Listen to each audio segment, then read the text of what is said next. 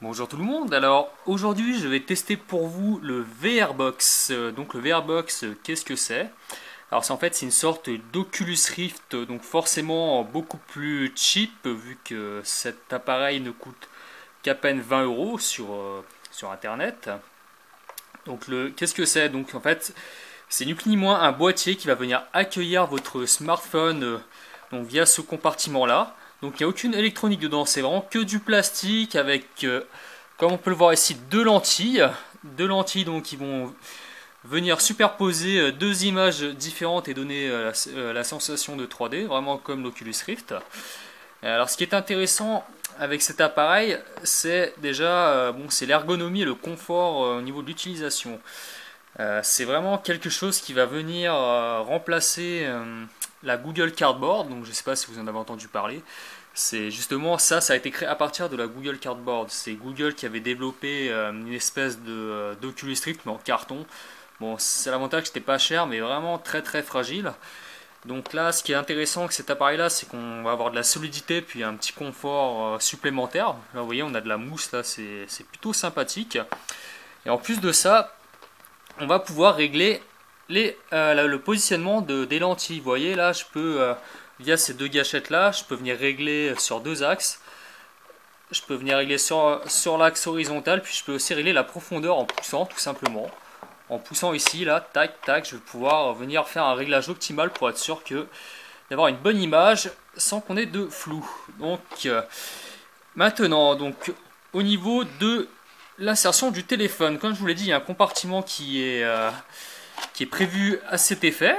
Donc là, on l'enlève. Alors ce qu'il faut savoir, c'est quand vous recevez l'appareil, là, il y a deux petits supports en néoprène qui n'y sont pas à la base. En fait, ils sont dans un sachet à part. Il faut bien penser à les mettre parce que si vous ne le faites pas, là, je vais faire le test avec mon Samsung Galaxy S5. Si vous ne le faites pas, si vous ne mettez pas ces petits morceaux de néoprène là, en fait, quand vous allez venir installer le smartphone, vous voyez que là, ça peut s'adapter à tout type de taille.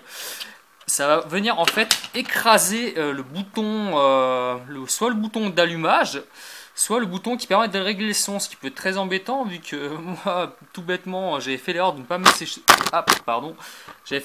mettre ces deux petits bouts de néoprène là et du coup, j'avais le son toujours au maximum, ce qui est un peu embêtant quand même. Donc là, on va mettre ensemble le smartphone dans l'appareil. Donc là, ce qu'on va faire, on va déjà lancer une application. Lancer, on va dire Insidious 3. Donc là, Insidious 3, c'est juste, c'est pas vraiment un jeu, c'est plus une démonstration. C'est une vidéo interactive où on peut regarder autour de soi 360 degrés. Donc je vous préviens, ça fait un petit peu peur quand même. Là, c'est la première application que j'ai testée. Donc là, ce qu'on peut voir ici, c'est le Google Cardboard. C'est la version en carton développée par un ingénieur de Google. Alors, ce qui est intéressant, c'est que oui, il faut également mettre un casque pour une immersion plus en profondeur.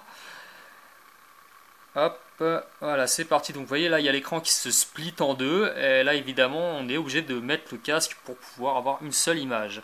Donc, c'est parti. Alors, là, c'est juste la partie un peu délicate de l'opération.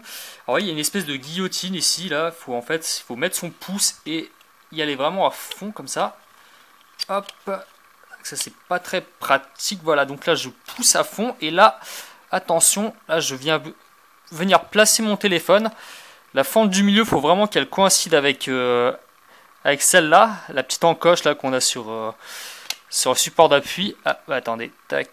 Voilà, donc là, je suis plutôt pas mal. Là, je suis plutôt bien. Alors, c'est parti. Donc là, je relâche. Et voilà, le téléphone est bien en place. Donc, c'est vraiment très bien pensé. Et vous voyez, ça interfère pas. Les petits néoprènes, en fait, empêche le bouton de son de venir s'écraser contre le support. Donc du coup, il n'y a pas de souci au niveau de l'allumage également. Sans ça, on aura quelques soucis. En plus de ça, le téléphone est bien en place. Alors maintenant, une fois qu'on a inséré le téléphone, ce qu'on va faire, c'est on va mettre le microphone. Enfin, pas le microphone, pardon, les écouteurs.